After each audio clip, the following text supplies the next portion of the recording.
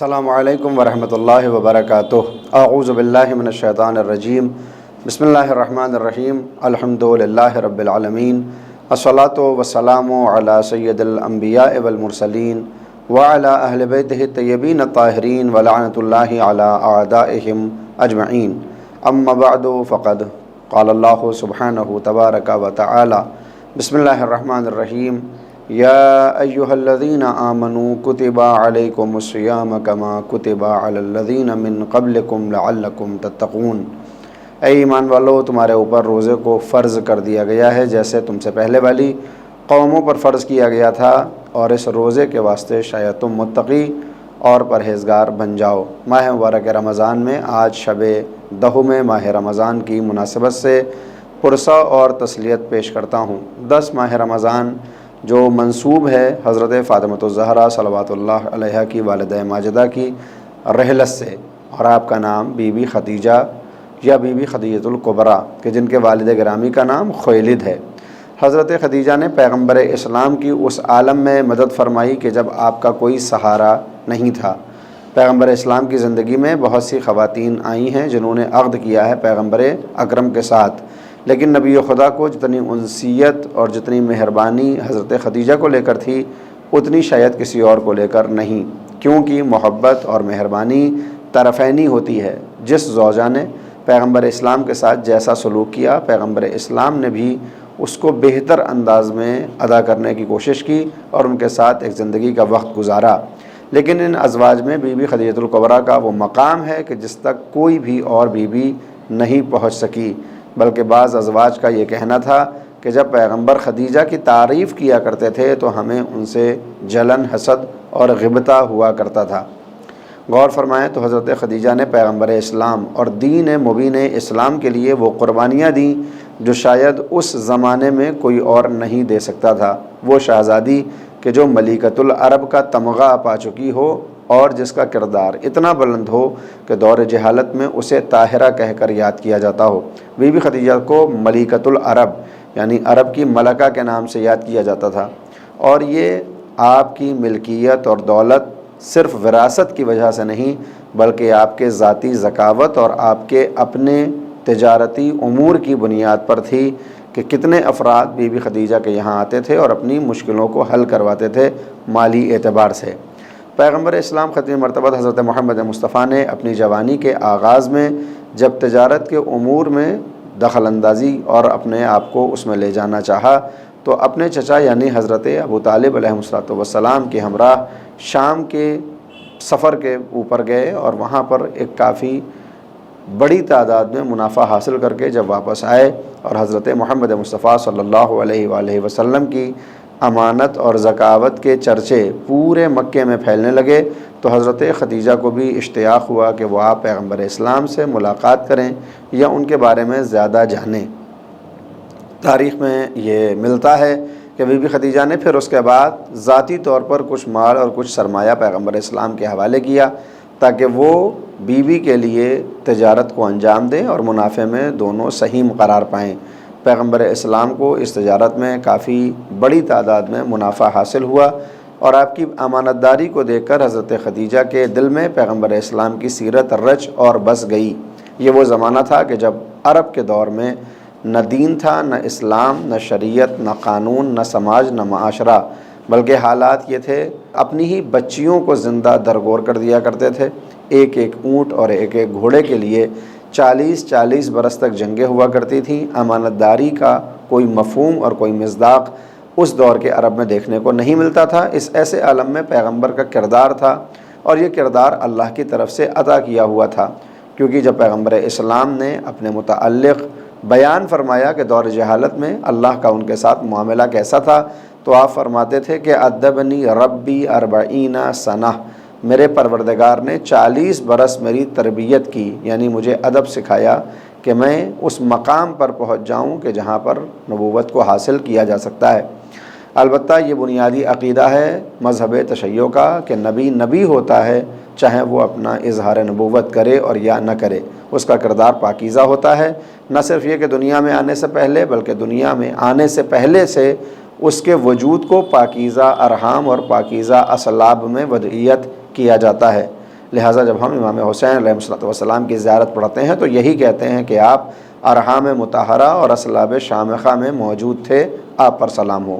پیغمبر اسلام فرماتے ہیں کہ اس دنیا کے امور کے مد نظر میرے پروردگار نے میری تربیت کی ہے 40 برس تک، اور اسی تربیت کا نتیجہ یہ تھا کہ اس دور جہالت میں، اس مکے کے جھگڑالو معاشرے میں پیغمبر اسلام کا اپنا ایک مخصوص مقام تھا، اور یہی مخصوص مقام سبب بنتا ہے کہ بی بی خدیجہ الکبریٰ اپنے عقد کے لیے پیغمبر اسلام کی طرف نسبت بھیجتی ہیں، اور یہ عقد بہرحال وجود میں آتا ہے۔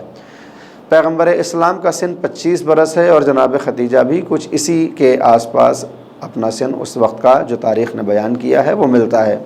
البتہ کچھ حاسدوں نے حضرت خدیجہ کے لیے کچھ ایسی باتوں کو بھی مشہور کرنا شروع کیا جو کسی بھی طرح سے صحیح ثابت نہیں ہو سکتی۔ کچھ افراد یہ کہتے ہیں کہ پیغمبر اسلام سے شادی سے پہلے بی بی نے 2 عقد کر رکھے تھے، اور اس کے بعد یہ تیسرا عقد پیغمبر اسلام سے تھا، حالانکہ اس بات کو تاریخی اوراق میں ثابت نہیں کیا جا سکتا، لیکن مشہور یہ ہے کہ بی بی کی عمر 40 برس تھی جب انہوں نے شادی کی، اور پیغمبر کی 25۔ حالانکہ جدید مورخین اور محققین نے یہ نتیجہ نکالا کہ حضرت خدیجہ کی عمر بھی اس وقت 40 برس نہیں تھی بلکہ کم تھی، حالانکہ جو عمریں اس وقت شادی کے لیے مکے میں بہتر سمجھی جاتی تھیں وہ عمر بی بی کی نکل چکی تھی، کیونکہ آپ کو کوئی اپنے برابر رشتہ نہیں ملا، لہٰذا آپ نے ازدواجی زندگی میں منسلک ہونے کا فیصلہ نہیں لیا۔ پیغمبر اسلام کی ذکاوت اور امانت سے مرعوب ہو کر یہ شادی وجود میں آتی ہے۔ پیغمبر اسلام کو بالآخر حضرت جبریل کے ذریعے سے نبوت کا پیغام سنایا جاتا ہے کہ اب آپ اپنی نبوت کا اعلان کیجئے۔ پیغمبر اسلام جس وقت اپنا اعلان نبوت فرماتے ہیں اس وقت صرف آپ کی پشت پناہی کے لیے 2 ہی ہستیاں نظر آتی ہیں، جن میں ایک بی بی خدیجہ الکبریٰ ہیں اور دوسری شخصیت مولا الموحدین امیر المومنین علی بن ابی طالب علیہ السلام کی ہے۔ پوری زندگی بی بی خدیجہ نے اپنے مال کے ذریعے، اپنے وجود کے ذریعے دین اور اسلام کی خدمت کی، لہٰذا قرآن کریم میں ایک سورہ پیغمبر اسلام کے اوپر اللہ کی عطاؤں کو یاد دلاتے ہوئے نازل ہوتا ہے، جس میں پیغمبر سے کہا جاتا ہے الم یجد کا یتیمن فآوا، کہ جب ہم نے آپ کو یتیم دیکھا تو کیا پناہ نہیں دی، اور یہ اشارہ حضرت ابو طالب علیہ السلام کی طرف ہے۔ ووجدک عائلا فاغنا، اور جب آپ کو عائل دیکھا، تنگ دست دیکھا، تو کیا ہم نے آپ کو مستغنی نہیں کیا، اور یہ اشارہ بی بی خدیجہ الکبریٰ کی طرف ہے کہ بی بی کے مال کے ذریعے ہی پیغمبر اسلام کی وہ مدد ہو سکی کہ جس مدد کے ذریعے سے جوک در جوک افراد مسلمان ہوتے چلے گئے۔ پیغمبر اسلام کے دین اور اسلام کے سماج میں پھیلنے کی بنیاد پر وہ دشمن کہ جو بتوں کی پوجا کیا کرتے تھے، جو ایک خدا کا انکار کرتے تھے، وہ جس طرح سے پیغمبر اسلام کے دشمن تھے اس سے زیادہ دشمنی انہوں نے حضرت خدیجہ کے متعلق اپنے دلوں میں پال لی، کیونکہ وہ یہ سمجھتے تھے کہ اگر مال خدیجہ نہ ہوتا تو پیغمبر اسلام کی کوئی پشت پناہی کرنے والا نہ ہوتا اور دین اتنا زیادہ کامیاب نہ ہوتا جتنا ہو چکا ہے۔ لہٰذا حضرت خدیجہ اور پیغمبر اسلام کو سبق سکھانے کی غرض سے آپ کا سوشل بائیکاٹ کیا جاتا ہے، اور یہ اعلان ہوتا ہے کہ مکے میں کوئی بھی پیغمبر اسلام اور ان کے گھر والوں سے نہ کوئی تجارتی امور انجام دے گا، نہ ان سے کوئی چیز خریدے گا اور نہ ان کو کوئی چیز بیچے گا۔ حالات اتنے بدتر ہو جاتے ہیں کہ پیغمبر اسلام کو بستی چھوڑنا پڑتی ہے، اور شعب ابی طالب میں، یعنی 2 پہاڑوں کے درمیان کی وہ وادی جو حضرت ابو طالب کی تھی اور ان سے منسوب تھی، وہاں جا کر زندگی گزارنا پڑتی ہے۔ 3.5 سال کا یہ وہ عرصہ تھا کہ جس میں پیغمبر اسلام کے گھر والوں کے اوپر فقر و فاقے کی بنیاد پر وہ مواقع بھی آئے کہ جب کئی دن تک ان کو کھانا نصیب نہ ہوا۔ تاریخ بتاتی ہے کہ اس مصیبت کو حضرت خدیجہ نے بخوبی تحمل کیا۔ ہم صرف تھوڑی سی دیر کے لیے اگر تصور کریں تو ہمیں حضرت خدیجہ کے ایمان کا اندازہ ہو جائے گا کہ وہ ملکۃ العرب کہ جس کے گھر سے تمام فقیروں کو کھانا تقسیم کیا جاتا ہو، تمام ناداروں کی مدد کی جاتی ہو، وہ کہ جس کو ملکۃ العرب کا تمغہ حاصل ہو، شعب ابی طالب میں اور شعب ابی طالب میں وہ حالات بن جاتے ہیں کہ بی بی کو فاقے کرنے پڑتے ہیں، اور شعب ابی طالب کی 3.5 برس کی صعوبت ہی سبب بنتی ہے کہ بی بی دو عالم اس دنیا سے کوچ کر جاتی ہیں۔ بی بی خدیجہ الکبریٰ کی وفات اور آپ کی رحلت کے اسباب کو جب محققین نے تلاش کیا تو معلوم یہ ہوا کہ اثر تھا اسی 3.5 برس کی بھوک کا، کہ جب کھانا نہ ہونے کی وجہ سے بعض اوقات پیغمبر کے چاہنے والے اور آپ کے گھر والے درختوں کے پتے چبا کر اپنے فاقے کو توڑا کرتے تھے۔ بی بی خدیجہ نے بھی اس ایسے عالم میں وہی زندگی گزاری اور اس کے اثرات آپ کے وجود پر مرتب ہوئے اور پھر آپ اس دنیا سے چلی گئیں۔ بی بی خدیجہ الکبریٰ صلوات اللہ علیہا اور مولا کائنات، یہ دو ایسی ہستیاں ہیں کہ پیغمبر اسلام نے ہمیشہ ان کو یاد کیا، اور مولا کائنات سے پہلے حضرت ابو طالب کی شخصیت کہ جو مسلسل 10 برس تک خانہ خدا کے نزدیک یعنی مکے میں پیغمبر اسلام کے محافظ کے طور پر ہمیشہ نظر آتی رہی۔ حضرت خدیجہ کا مال اور حضرت ابو طالب کی شجاعت ہی سبب تھی کہ پیغمبر اسلام کو کوئی نقصان نہیں پہنچا۔ لیکن سن 1062 میں جب ایک ہی برس میں پیغمبر اسلام کو یہ 2 غم حاصل ہوئے، یعنی حضرت ابو طالب کی وفات اور بی بی خدیجہ الکبریٰ کا اس دنیا سے جانا،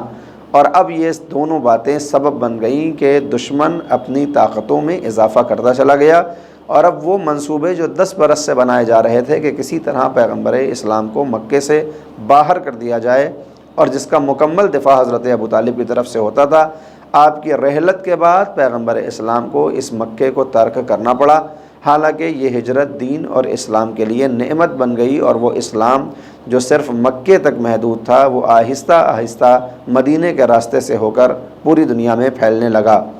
لیکن پورے دین اسلام کے اوج میں اور اس کے کمال میں سب سے زیادہ مؤثر ہستی اگر کوئی نظر آتی ہے تو وہ بی بی خدیجہ الکبریٰ کی ہی ہستی ہے، کیونکہ اگر آپ نہ ہوتی تو پھر نسل نبوت کے لیے وہ سرمایہ دنیا کو نہ ملتا کہ جس سرمایے کے ذریعے سے پروردگار نے کوثر کی مبارکباد دے کر اور خوشخبری دے کر پیغمبر اسلام کی نسل کو ہمیشہ کے لیے زندہ کر دیا۔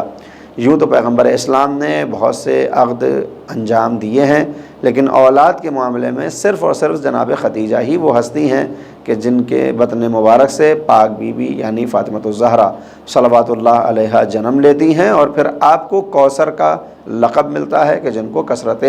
اولاد سے نوازا جانا ہے۔ لہٰذا آج کی تاریخ میں تمام مسلمان کے جو بھی لا الہ الا اللہ کہتے ہیں ان کا تعلق کسی بھی فرقے سے ہو، وہ حضرت خدیجہ کے احسانات کو فراموش نہیں کر سکتے، اور ان کو یہ معلوم ہے کہ اگر بی بی یہ 2 عالم نہ ہوتی تو شاید دین اور اسلام اتنی ترقی حاصل نہ کرتا جتنی ترقی اس نے حاصل کر لی ہے۔ ہر انسان کی انسانیت کا تقاضا یہ ہے کہ وہ اپنے محسن کو یاد رکھے، اور دین اور اسلام کے اگر کوئی محسن کی فہرست میں افراد نظر آتے ہیں تو ایک حضرت ابو طالب اور دوسری جناب خدیجہ الکبریٰ۔ لہٰذا ہر مسلمان کو ان کے احسان کو محسوس کرنا چاہیے، اور ان کی ولادت اور ان کی شہادت اور ان کی زندگی کو پڑھتے ہوئے ان کے کمالات کو اپنی زندگی میں بھی اتارنے کی کوشش کرنا چاہیے۔ دوسری طرف سے یہ بھی کہا جا سکتا ہے کہ آج ہی کا وہ دن ہے کہ جب حضرت فاطمۃ الزہرا کو داغ دیکھنا نصیب ہوا، اور یہ داغ ماں کی رحلت کا ہے۔ کسی بھی بچی کے لیے اس کی ماں کا وجود کتنا اہم ہوتا ہے یہ لفظوں میں بتانے کی ضرورت نہیں ہے، اور یہی وہ موقع تھا کہ جب بی بی یہ 2 عالم کو اس دنیا سے اپنی ماں کو جاتا ہوا دیکھنا ہے، اور اب مصائب کا ایک نیا سلسلہ شروع ہو جاتا ہے کہ جب حضرت فاطمۃ الزہرا اپنی ماں کی شہادت اور آپ کی رحلت اور آپ کی وفات کی خبر سنیں گی تو آنسو بہائیں گی، اور اب یہ آنسو آپ کی زندگی کا حصہ بن جائیں گے کہ پیغمبر اسلام کے اوپر جب پتھر چلائے جائیں گے تو بی بی ہی اپنے ہاتھوں سے ان پتھروں کے زخموں کو صاف کریں گی، اور وہ زمانہ بھی آئے گا جب پیغمبر کو مکہ چھوڑ کر مدینہ جانا ہوگا، اور مدینہ میں ایک کے بعد دوسری مسلسل جنگوں کا سامنا کرنا ہوگا، اور پیغمبر اسلام کے بعد یہ مصیبتیں اور اضافہ ہوں گی، اور دروازے پر یہی نام نہاد مسلمان جو کبھی ان کی والدہ گرامی کے ٹکڑوں پر پڑنے والے تھے، وہ دروازے پر آگ اور لکڑی لے کر جمع ہو جائیں گے، اور حضرت فاطمۃ الزہرا کے پہلو پہ دروازہ گرایا جائے گا۔ اگر خلاصہ کیا جائے تو بس یہی کہنا کافی ہے کہ دین اور اسلام میں جتنی صعوبتیں، جتنی مصیبتیں، جتنی مشکلات ڈھائی گئیں وہ حضرت خدیجہ اور اولاد خدیجہ کے ہی اوپر ڈھائی گئی ہیں، چاہے وہ فاطمۃ الزہرا کی شکل میں ہوں اور چاہے وہ مولا امام حسین کی شکل میں۔ لہٰذا جب ہم امام حسین کی زیارت پڑھتے ہیں اور آپ کو ان کے آباء و اجداد کی طرف نسبت دیتے ہیں تو ہم زیارت میں حضرت خدیجہ کا بھی تذکرہ کرتے ہیں کہ آپ حضرت خدیجہ کے بیٹے ہیں۔ آج شب رحلت حضرت خدیجہ میں ایک بار پھر اپنے زمانے کے امام اور پاک بی بی دو عالم حضرت فاطمہ الزہرا کی خدمت میں تمام مومنین کی طرف سے پرسہ اور تسلیت پیش کرتا ہوں، اس دعا کے ساتھ کہ معبود ہمیں اسلام کے صحیح قوانین کی پابندی کرنے کی توفیق مرحمت فرمائے۔